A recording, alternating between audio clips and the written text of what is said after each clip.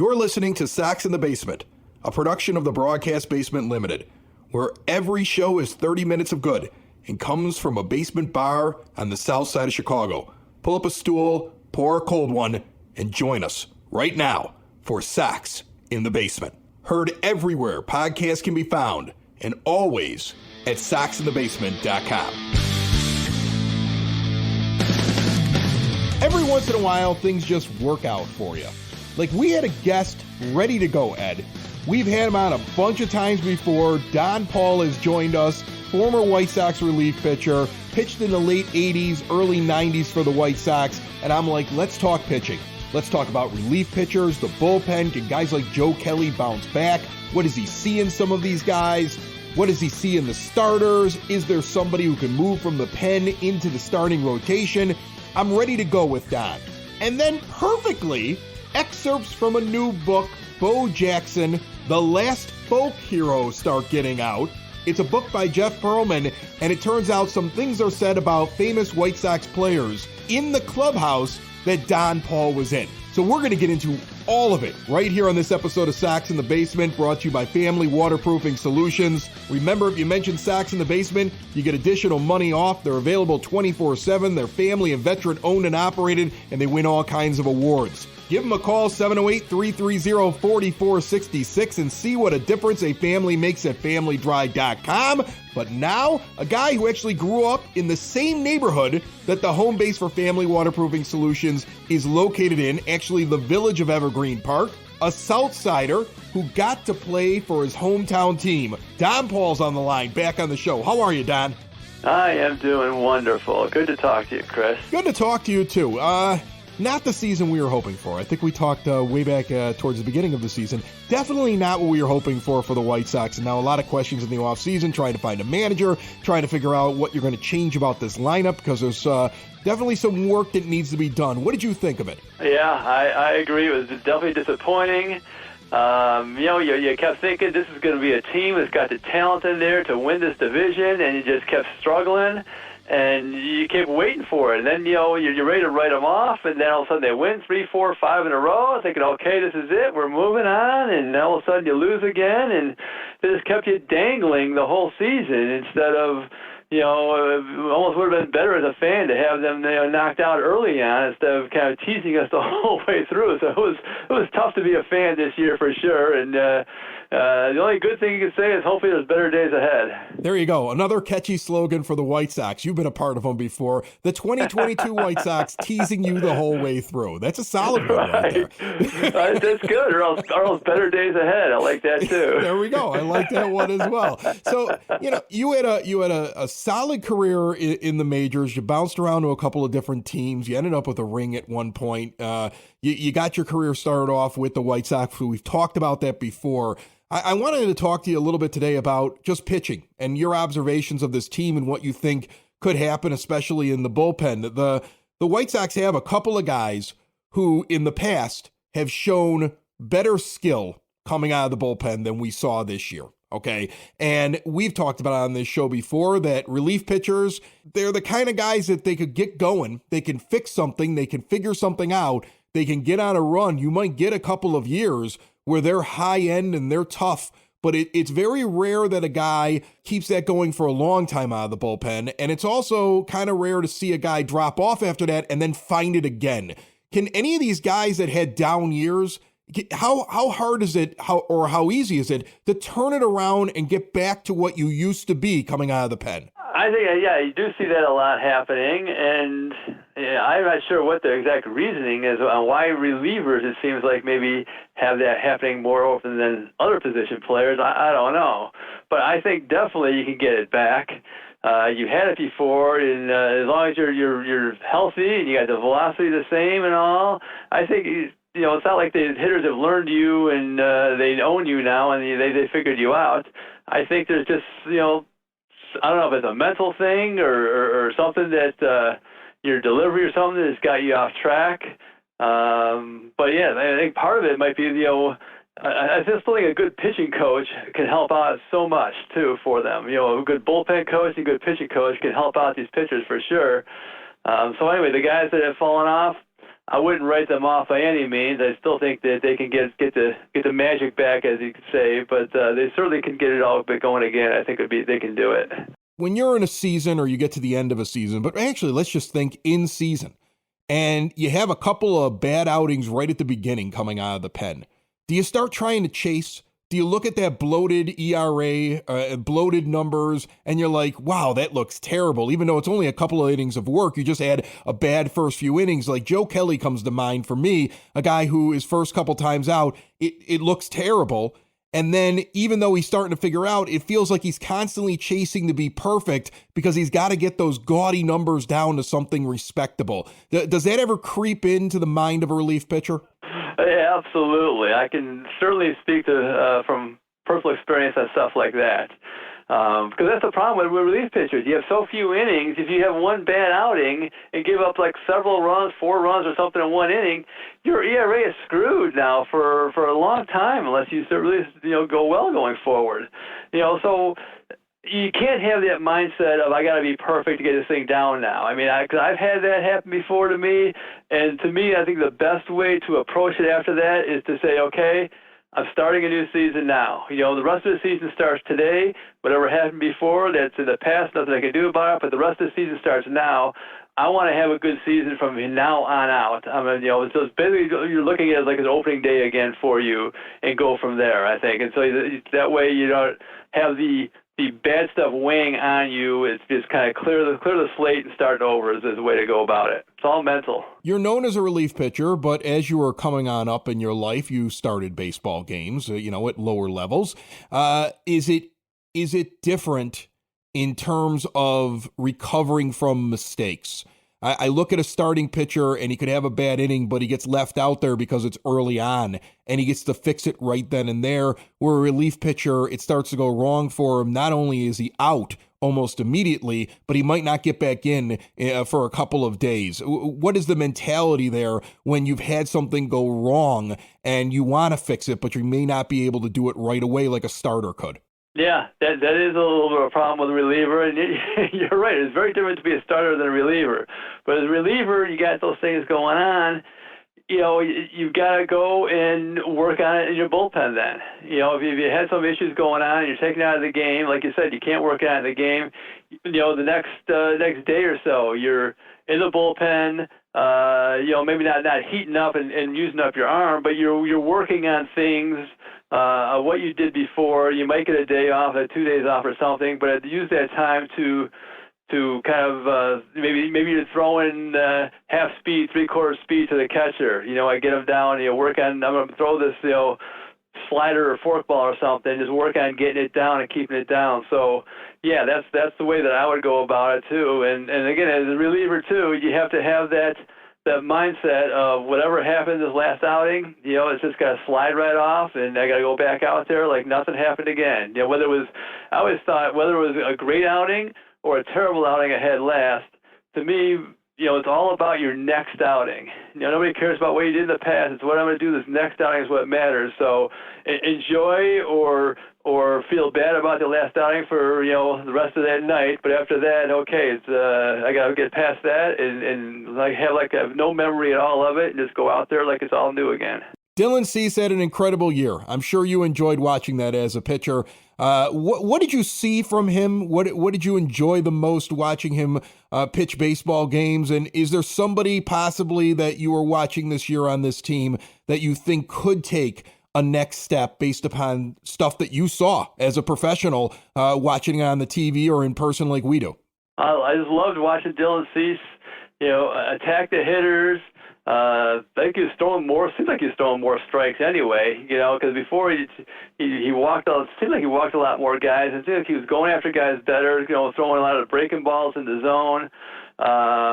It was a treat to see just him attacking guys and guys struggling off of him. I'd love to see him again just go deeper. I'd like to see every starter go deeper in a game. It's just I don't know if that's not possible in today's game, today's age of baseball here. But I just hate to see how these starters go 6 innings or 5-6 innings and you got 100 pitches already. It's like I don't know what the heck's the deal if everybody's trying to strike everybody out or what, but it's crazy how that's the case.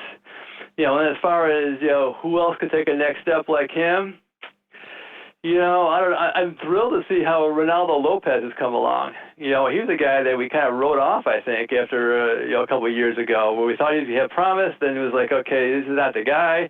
Now he's really taken some great steps. So, maybe he can continue that. Maybe the guy can be a starter. Or maybe, his spot in the bullpen is where he belongs, and he does that really well. So wherever he can, do the best at, whether it be starting or relieving, that's where we can put him. And I think they've got a lot more confidence in him now, and he's been a key component. So hopefully he continues to improve. I like that there. I keep looking at him as a guy that might deserve another chance to get into the rotation. Yeah. I also find it very funny that a relief pitcher, not a starter, because you hear this from starting pitchers all the time, a relief pitcher is complaining about how many innings these guys pitch in the modern game and saying it's not enough. I love it, Don. Normally you guys want to get in. You're like, these guys are out too soon. Lay off the relief pitchers. Don't go to the bullpen so early. That's crazy. Well, right. And now you got about 10 guys in the bullpen?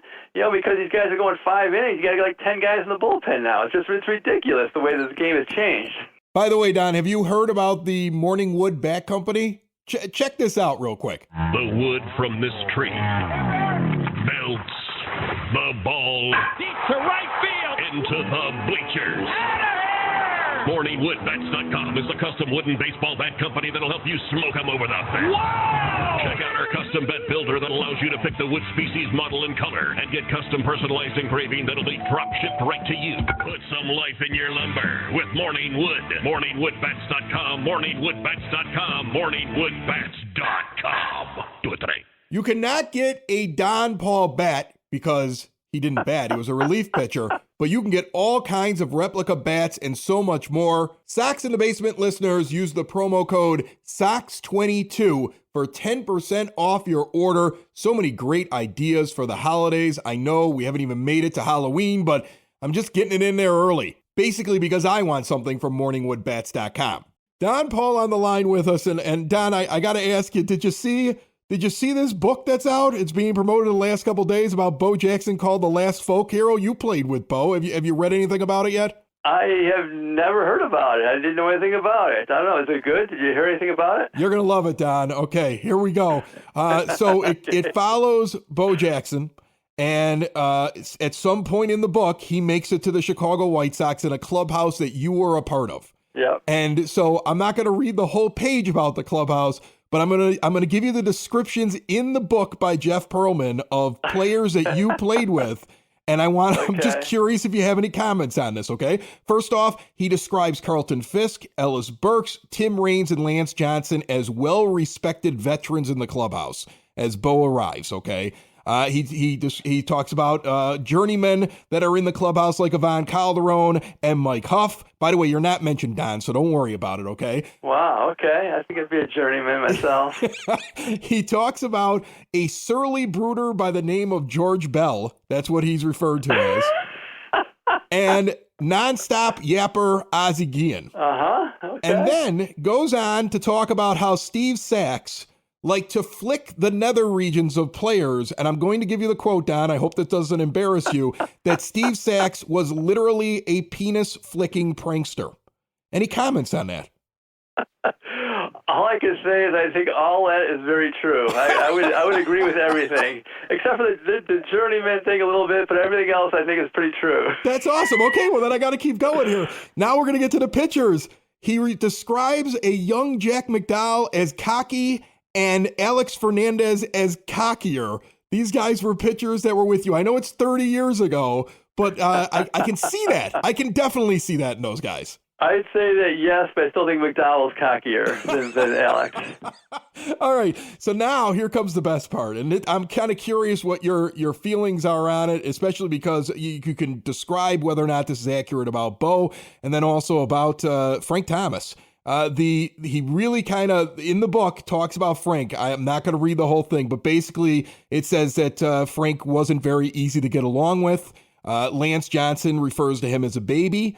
And oh yeah, he does. He calls him a baby and says that the year the coaches decided they wanted to bat Frank fifth to protect some guys in the lineup, he refused.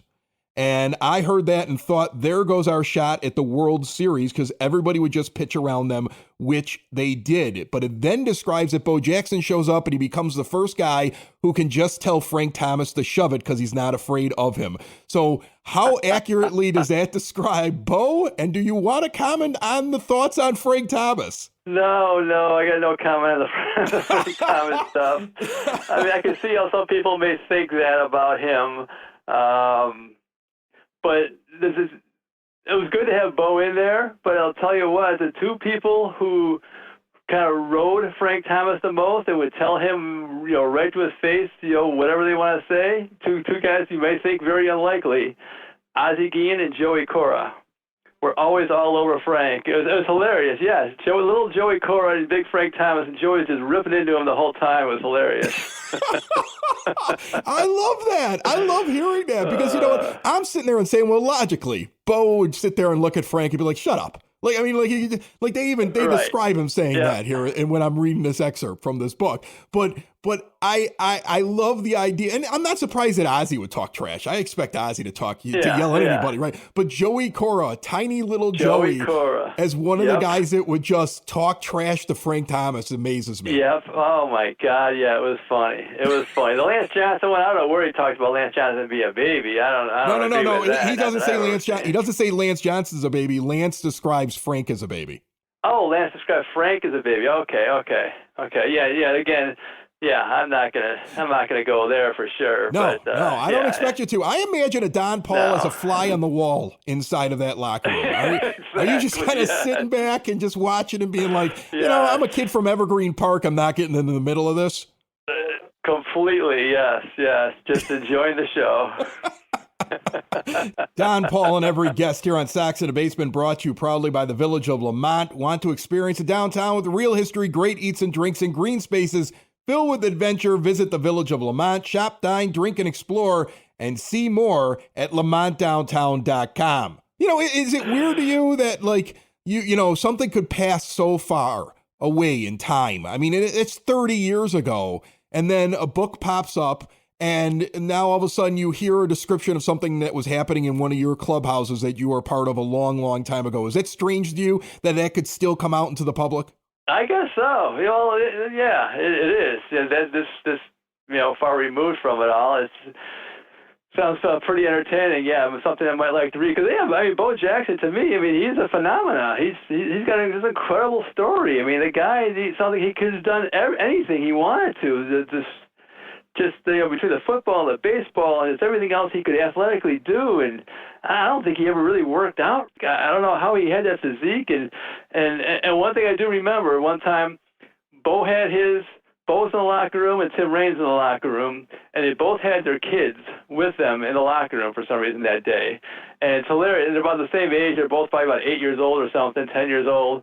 And it's hilarious because Bo's kid is a huge kid, just like Bo, and Tim Raines' kid was just a small, skinny kid, just like Tim Raines. And it was just so funny because it's like, oh, yeah, I can tell whose kid's who, just looking at these two right there. It's kind of funny. That's awesome. Are you disappointed when I say that I didn't see your name in the book? I haven't gone through the whole thing yet, but I don't see it. Does it bother you? No. I don't need to be named in the book. I don't know. It's but yeah, it's funny about the cockiness with Alex and Jack, and I don't know. And again, I look at it, for those guys, to me it was both cocky in a good way. They were both pleasure to have on the team. They were great teammates to have, and they were cocky because they were very good, and the cockiness helped them become better pitchers, I think. So I loved it, and I would love to see a book by Jack McDowell come out. That's what I'd like to read, because he's a guy that seems like he's pretty unfiltered, and so he just can't say what it is too. He has a lot more good stuff in there about everybody than Bo does. That's awesome. I know that you leave that team before the 93 season ends, but I was a teenager at the time, and I always have very fond memories of that team just because they make it to the postseason, and I felt like they were going to win the World Series the next year, but you run into the strike, and then it just doesn't work out for them in the long run. But that team, you were part of it as it was coming together, and you could see them before they had even accomplished winning a division championship. And I can imagine that there was some kind of buzz in that locker room that felt different, or at least probably is comparable to some of the places you were at later on where teams went far. Right. Yeah, for sure. And I'd say the bummer for me was, I came up in '88 with the team when the team was terrible. So to see this whole team come up with, young guys that play with the minor leagues all kind of come up together when it was terrible to start with, and eventually start getting better and better and becoming a playoff caliber team, World Series possibility, and then they get traded off right when we got good and going to the playoffs. that was really hurt for me to have that happen to me. That's brutal. Now I feel bad for even mentioning it. I'm sorry, Dodd. No, not at all, not at all. But hey, I got traded to the Phillies. The '93 Phillies they went to the World Series as it turned out, and they were a phenomenal group of guys and stuff over there too. So yeah, don't feel bad for me. I had it good no matter what. Is that your pick for the World Series? I know as this episode comes out, we'll be in the middle of it, so I don't know what how many games each team will be up, but I would imagine you're pulling for a former team. I am for sure pulling for the former team, the Phillies. I still think that Houston is just a great team. They've got, they're the best. They got great offense. They got great defense. They got great pitching. They've got everything going for them over there for sure. A fabulous team. Doesn't mean that they're going to win, but they should win with all the talent they got going on over there. But I still have a hard time rooting against the cheaters, as they call them. So I still can't get past that, so I'm always rooting against the cheating Astros, as you might say. That's awesome. I love it. Donn Pall, former White Sox pitcher, Southside guy, always nice enough to jump on Sox in the Basement. And thanks so much for the stories and the laughs, and we'll talk to you soon, my friend. Anytime, Chris, for sure. Sox in the Basement listeners, do the hard work. And if you're a hardworking man or woman on the South Side, you need to be outfitted properly. And that's why you should visit Red Wing Shoes in Evergreen Park, New Lenox, and Geneva. A work boots specialty store that carries sizes from 6 to 16 and feet as wide as 4E. A 115-year-old company that came out of Red Wing, Minnesota. And one of its largest stores in the entire Midwest is in Evergreen Park, Illinois, ever since 1976. When you're on your feet, the footwear is everything. So why not get an expert fitting? They warranty, repair, and offer free conditioning with laces. And they also carry Carhartt work clothing as well. Located at 3347 West 95th Street in Evergreen Park, Illinois, at 208 East Maple Street on Route 30 in New Lenox, or at 1749 South Randall Road in Geneva. Visit them today. You work hard. You've earned it. Red Wing Shoes. I want to get into Donn Pall and the stuff that he said. I love that interview. I had so much fun talking to him. Like I said, I had one idea for him, and then we got something that just dropped right in our lap, and I'm like, holy cow, we have a guy that was in that clubhouse, and we got to talk to him. But before we get into that, I have not gotten to you yet, my friend. Ed, give me your thoughts right now as we sit here on the White Sox managerial situation.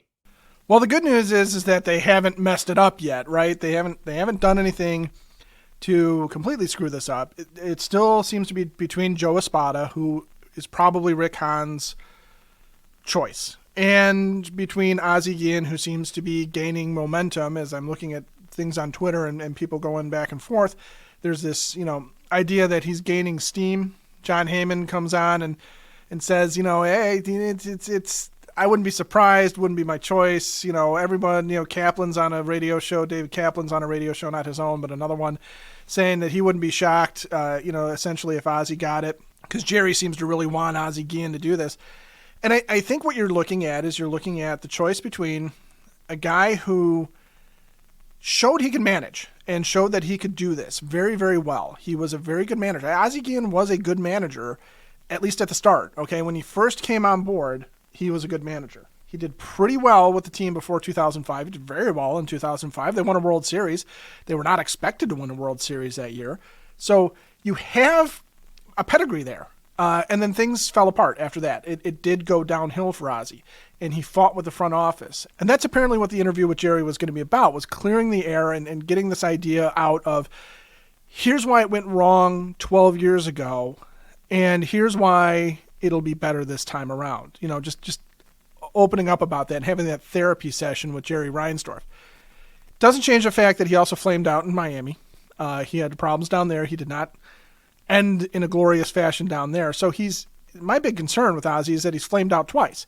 And you have a guy that I think knows this team. I think if you hand him the same team that the Sox had this year, he would have handled it differently than Tony did, differently than Miguel Cairo did, and could be a breath of fresh air in that regard. But you also have to think about the fact that this is still Ozzie Guillen. It's going to be a different team next year.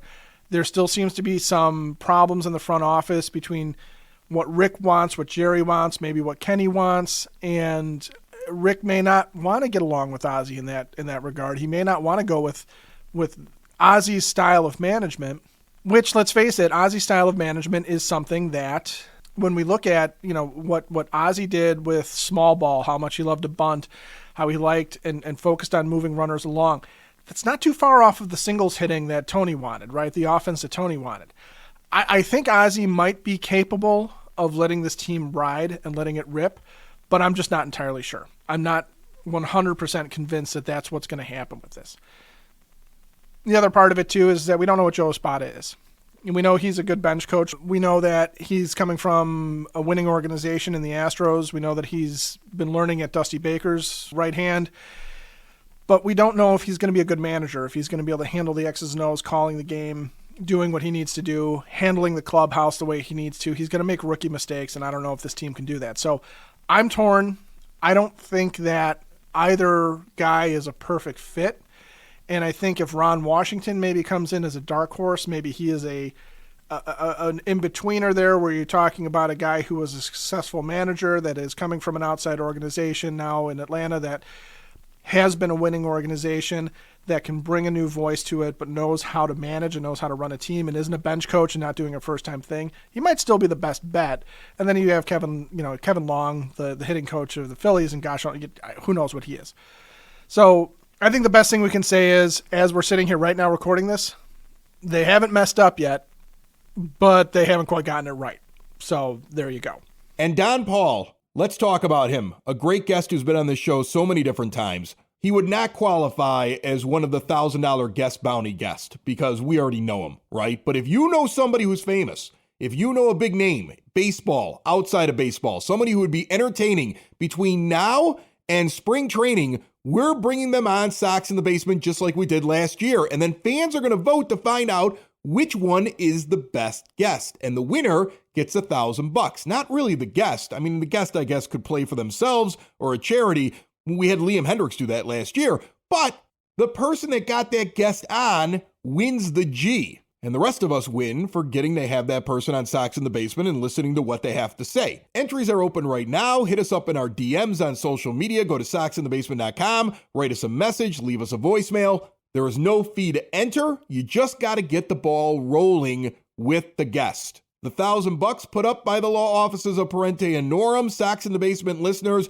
call or text them today for a free case evaluation, 312-641-5926. They've already gotten over $400 million for their injured clients and loved ones. Visit pninjurylaw.com. Now, Ed, your thoughts on Donn Pall and that 93 and probably before 93 dugout, because Bo kind of shows up.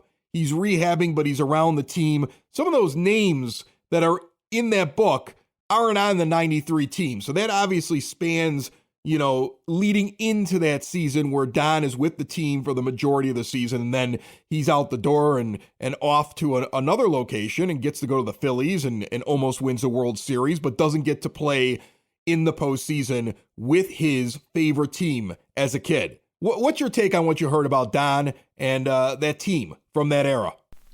My memories of that team were that it was the White Sox renaissance. It was the first time that I had really been aware of people who were not previously Sox fans that were kind of becoming Sox fans. So the fact that the clubhouse was as interesting as apparently it was, I think is kind of, I don't know, it's kind of a fascinating thing for me because on the outside, we were looking at it and going, wow, they got these stars. Bo Jackson, Frank Thomas, got these huge stars. Jack McDowell, rock and roller, and and this great pitcher, and you got all these great pitching, and Donn Pall, of course, too, and Hawk and Wimpy at their Hawk and Wimpiest. It just the whole thing that came together, and it was like, gosh, this is great. As a Sox fan, it was vindication, because I had been in the northwest suburbs of Chicago as a kid, and that's Cubs territory. And man, I was picked on for being a White Sox fan, like you wouldn't believe. And for that '93 team to come around, everyone's like, the uniforms are cooler now when they went to the silver and black. They're a winning team. They got these great players. There was a lot of respect. There was just a lot of respect for it. And I love hearing about the insides of that, because that era for me is when Sox fandom became cool beyond Sox fans for the first time, at least in my lifetime. And I don't think we'll ever see that kind of a turnaround of White Sox coolness again in my lifetime. They'll have to come up with some radical new uniforms, or they might have to do something, really, really amazing and make you and I the face of the franchise. Sox in the basement. Sox in the basement. Sox in the basement. Sox in the Basement. Heard everywhere podcasts can be found, and always on soxinthebasement.com.